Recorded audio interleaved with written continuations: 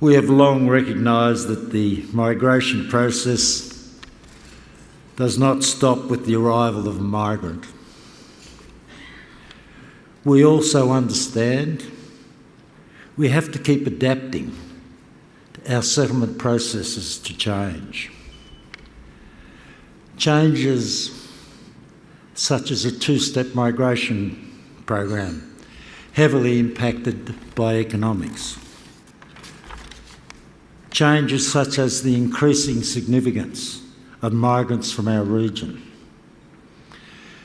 And as Professor Marcus explained to many of us this morning, the experience of the migrant arriving is dramatically changed also.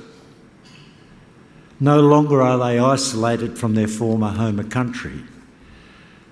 As we heard this morning, over half of them are in weekly contact of a significant nature with the home country. Nearly half of them are returning every year to a visit to their former country. Our challenges for processes are changing. Sometimes it's easier to see change from history. And if you get a chance, have a look at the cabinets that the National Archives of Australia have so wonderfully put together again this year for us as our partner. But in those cabinets, it demonstrates in history what changes.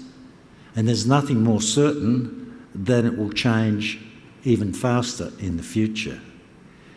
In those cabinets is the Immigration Restriction Act of 1901, with the infamous dictation test, where a customs officer could pick whatever language he liked and ask you to say 50 words in that language. Sounds outrageous to us today. That was in 1901. The one I love is the Citizens Act of 1948, which I think is in the third cabinet. I hadn't realised you could not be an Australian citizen until 1948, when that act was passed. At that same time, they introduced English courses for migrants in 1948. Then you look, you'll see in 1966 how the flavour had changed, where the recommendations of an independent commission, as they call them today, but it was a review on how to expand the non-European migration to Australia. Change. Tonight is not the time for me to explore these dynamics.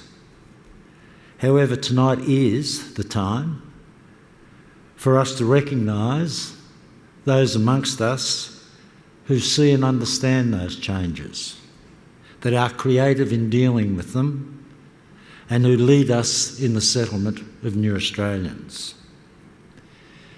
It gives me great pleasure, on behalf of my fellow directors at the Migration Council, to welcome to the stage our guest of honour and keynote speaker, the Prime Minister of Australia, the Honourable Tony Abbott.